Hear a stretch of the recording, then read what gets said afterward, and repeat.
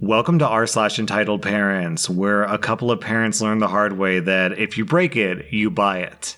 Our next Reddit post is from Doggo of Borth. A child, maybe about 7 years old, got stuck in a very large, very expensive vase today. My boss was on the store floor, and he explained the policy about breakage to the kid's parents. But he's a child! My boss just shrugged and pointed to the policy poster. He pointed out the cameras that caught them lifting their child into said expensive vase. You know, for funsies.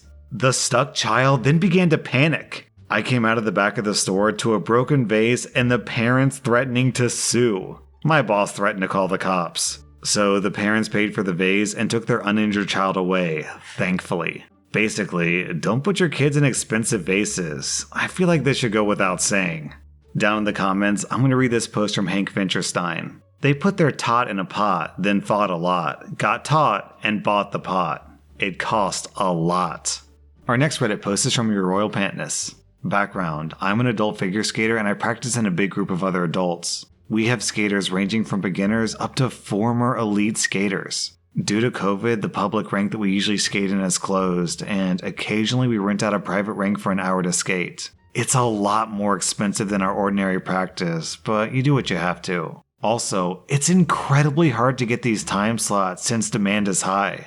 Luckily, ice skating is a corona-safe sport, so no worries there. We're a group of 8 people in a huge ice rink, and we change outside, so everything's correct by our laws. A few months ago, we rented the private ice rink and arrived at our time slot. Since we had to change outside, we couldn't see what was happening inside. When we went inside, we found about 10 parents and something like 15 to 20 kids, all aged 3 to 6 years old. One of the moms approached me with a worried expression. Are you the ones who rented the ice? Yeah? You see, we were just informed that we booked the wrong day. Apparently, we booked next week this time, but we're here today. I'm sorry to hear that. What a bummer. She looks at me and another skater who had just come in behind me. Is it just the 2 of you? No, we're a whole group. Can't we split the ice half and half?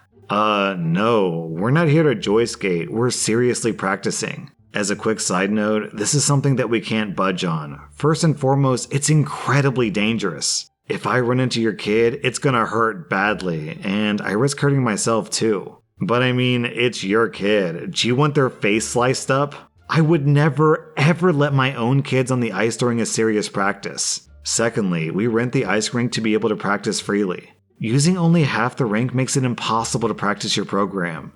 Thirdly, kids tend to drag a lot of mud onto the ice, and dirt and mud is a big no-no for skates. It'll wear out your skates really quickly, and then you have to pay to have them resharpened. Now, I'll admit, I kinda felt sorry for them. We all screw up sometimes, and it sucks. It can't be fun to reschedule an event like this, and I get that. But what happened next is what makes this story entitled. The mom walks off to the other parents while saying, I guess you could come next week if that suits you. Then she goes up to the kids, points at us, and says loudly, These people don't want you to skate, they want it all for themselves. She said this in a super accusatory tone, like we were personally responsible for her mistake. I ignore her and step onto the ice together with the other skater. This commotion already cost us a few minutes of our short time on the ice. I see one more person from our group enter the rink, and the entitled mother speaks to her too. I can't hear what they're saying though. My friend later confirmed to me that the entitled mother tried the same trick on her, guilting her into letting them share the ice and then asking if the kids could at least walk out on the ice to touch it. Since all the kids are wearing muddy shoes, my friend declines. The rest of our group arrives and we start warming up. Half a minute later, the entitled mother opens the gate and lets 2 of her kids run straight onto the ice. I wave at her to get them back off the ice, and she purposefully waits before she tells them to come back. Only they don't listen. She just lets them slide around as much as they want. Eventually, she has to walk out with her muddy shoes to pick them up. She doesn't say sorry or anything. It's not the worst entitlement, but it still boils my blood. Especially how she tried to blame us in front of the kids. Well, not a problem, OP, because you can make up your time on the ice next week. Just show up next week during her time slot and harass her and her kids. Seems fair, right? On this next post, OP is a 17-year-old girl. This is a conversation between her and her entitled aunt, and her entitled aunt has a 19-year-old girl. My aunt said, I saw that you got your nails done. You can get your nails done, but those are too long because my daughter gets long nails. I actually did these nails myself, and I can have them whatever length I like. Where'd you get the money to get your nails done anyway? Selling your nudes online? I wouldn't run that past you, honey. No, I've been selling my art. I'm very appreciative of my fans who buy my art. Maybe if your daughter stops copying art, she could sell her own. So then my aunt and her kid called my dad, and the conversation went like this. Hello? Are you aware that OP is selling her nudes online? How could you be alright with this? She's a minor. My dad just laughed and said, "You're actually insane." No, it's true. She does. She sells them on Snapchat. I said, "But my parents follow me on Snapchat." My dad said, "Alright, well, this is pointless. I'm not gonna feed your BS." Then he hung up. My entitled aunt texted me. You can't sell your art anymore because now that you can't sell your nudes, no one will buy it. Our next Reddit post is from Morgan. My ex-husband isn't actually my ex-husband. We've been separated for 9 years now, but we've never actually signed papers for numerous reasons, financial being the biggest one. We've co-parented our son well for those years, and for the past 8 years we've included my boyfriend in the process. We've been doing quite well at this, and the three of us have established a pretty good relationship. 2 years ago, however, my ex got a new girlfriend. Her and I do not get along, mainly because she doesn't like me. And no, I'm not just saying this because I'm biased. I've always encouraged my son to respect her and try to get along with her, but my son cannot stand her or her 2 daughters. I don't mind her youngest daughter. She's hyper and bounces off the wall, but she's 8, so that's to be expected. The oldest one, however, who's 11, the same age as my son, she's a B-word. She actively ridicules and belittles her little sister, my son, and my daughter, who's 6. She's rude to me, my ex's side of the family, and even my ex. This girl is absolutely out of control. So anyways, last weekend my son was at his father's place. However, my ex and his girlfriend had been invited to an adult party. My ex and I were discussing it when he dropped my son off on Wednesday, and he mentioned that it might be easier if we switched weekends around. But he wasn't sure if he could find a babysitter for the 2 girls, so he had to wait and see. I was fine with that and told him to just keep me informed. Later that night, his girlfriend sent me a message saying that since I was taking my son for the weekend, I could just take the 2 girls and keep them for the weekend too. Before I could even respond to this, she added that she would send over extra clothes and some money so we could get pizza. I told her that I would not be taking her girls. That I wasn't just taking my son for the weekend, he lives with me, and that his father and I were just switching weekends around. And I certainly wasn't taking care of her kids for the weekend. She sent a message back saying that it was very rude of me to not take her girls, since she took my son every other weekend. Before I could respond, she again sent over another message saying that she sent over $15 for pizza. I told her that she didn't take my son on the weekends, that my son spent the weekends with his father, and reiterated again that I wouldn't be taking her girls. She responded by asking what I was doing that I couldn't take the girls. I told her we weren't doing anything, we were just going to have a nice relaxing weekend. She asked why I would ruin her and my ex's weekend by not taking the girls. At this point I was annoyed and told her that I didn't like her oldest daughter, that she was a brat, and that she wasn't allowed in my home outside of emergency situations. She responded by saying that I was an awful person, a terrible mother, and I didn't deserve to have kids because I clearly didn't understand parents who just need a break. I ended up blocking her, but come on. Our next Reddit post is from Daxton Blake. I'm the executive assistant to the CEO of a pretty big fashion brand. My job has some perks, like I get a lot of free clothes. Mainly, I'll get free clothes when I go to a big event with my boss. It just wouldn't look very good if I was wearing clothes from another designer. But on top of that, my boss also gives me defective clothes. That is, clothing that came out wrong or is imperfect or not up to my boss's standards. Now, for some reason, this makes people think that I'm stuck up, and I swear that I'm not. And I really appreciate that my boss does this because there was a time when I had very little money and I couldn't afford to buy food, let alone cheap or expensive clothing. Well, one day, my boss mentions that one of the wedding dresses that she made had a defect because the train was shorter than it was supposed to be. She asked if I knew anyone who could use one, and I did.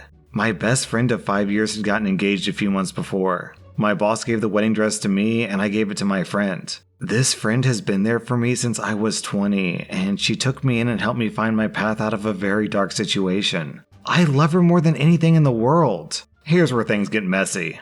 My friend made a post thanking me and my boss, and my family saw the post, and it started a stream of calls and messages from my family. To be clear, I do not have a good relationship with my family. My parents kicked me out when I was 16 after I came out. My sister wasn't much better than my parents. We never actually got along even before I was kicked out. She's a very entitled person who is very selfish. Well, my mom and my sister called me to demand to know why I gave the dress to my friend and not my sister. Apparently, my sister was getting married and I didn't even know that she was engaged. They berated me, yelling at me about how family should come first. And these are the same people who kicked me out of the house when I turned 16. They even suggested that I should get the dress back from my friend because family should come first. I told them point blank that that was never going to happen. They started bashing me to extended family, who also started messaging me with insults, and my sister even tried to call my boss to complain, which is just nuts. Man, OP, I honestly can't figure out which is worse. Them getting mad at you over a wedding when they never even told you about the wedding in the first place. Or them expecting free stuff from you after they kicked you out of the house when you were still a minor. If you kick your own child out of their home, then you lose the right to say family comes first.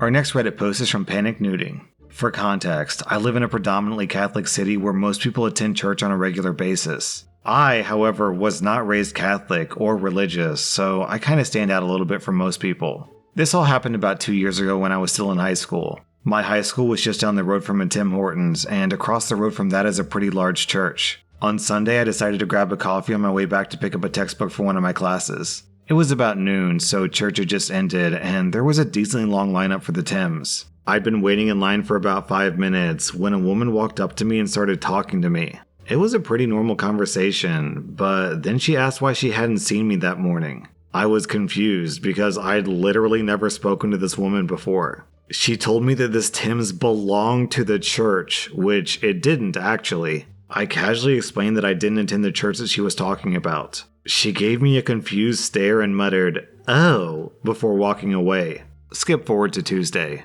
I was once again at that Tim's getting lunch when the same lady walks up to me and starts to berate me for being at that Tim's. I thought I told you that this Tim Hortons is for the church only. Yeah, but it's just a Tim Hortons. Anyone can come here. No, this Tim's is not for anyone who doesn't attend the church. But the next Tim's is like 5 kilometers away. She continues to yell at me in front of everyone in the Tim's. I was actually just going to leave and get lunch at my school, but then she dropped the Karen bomb. If you don't leave right now, I'm going to call the police. I decided at that moment to just stand there and let her call the cops. About 10 minutes later, 2 officers show up. The Karen tells them that I'm disrespecting her, disrespecting God, and disrespecting the church. I tell them that I'm just a hungry teenager trying to get my lunch. But the cops take her side and call both my parents and my school. My awesome vice principal shows up, and he demands to know why he got a call from the cops about one of his students.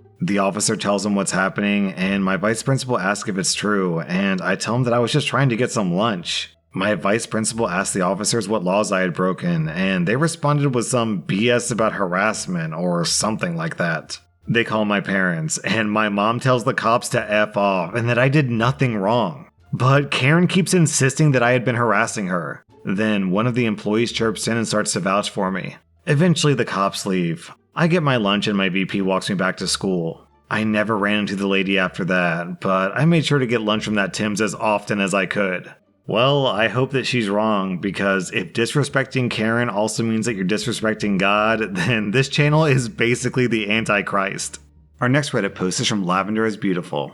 My parents live in another state from me and my older brother. I visited them a few days ago because it was my mother's birthday today. I'm currently still with them. Before coming, I made sure that my older brother, who I am not comfortable with, wasn't coming. He molested me as a kid, and I just started realizing how much damage he had caused me after starting therapy. I told my mother about why I wanted to cut him off a few months ago, but she didn't think that it was a big deal. I've managed to not see or talk to my older brother for nearly 4 months, which is the longest I've ever gone. It's been wonderful. My mom told me that he wasn't coming on her birthday or Mother's Day, but I found out after I arrived that she lied to me. Apparently, my parents were talking about my older brother coming on Mother's Day without me being aware of it. I found out through my other sibling. Today I told my mom that I really don't feel comfortable around my older brother after what he did to me as a kid, and I don't want to see him. My mom started talking about how important Mother's Day is for her and how I should just suck it up because she would suck it up and put a smile on her face around relatives that she didn't like if it made her mother happy. The thing is, I really did want to spend Mother's Day with my mom because I know this day is important to her. But being around my older brother is just incredibly triggering, and I don't know what to do. OP, your entire family sounds toxic. I can't really speak for the dad because we don't even know if the dad is aware of what happened, but still, between what your brother did and your mother just brushing it off, I can't imagine that being around your family would be good for your mental health. OP, set your boundaries, communicate your boundaries, and stick to them. That was r/EntitledParents, and if you like this content, check out my Patreon where I publish extra episodes. Also, hit that subscribe button because I put out new Reddit videos every single day.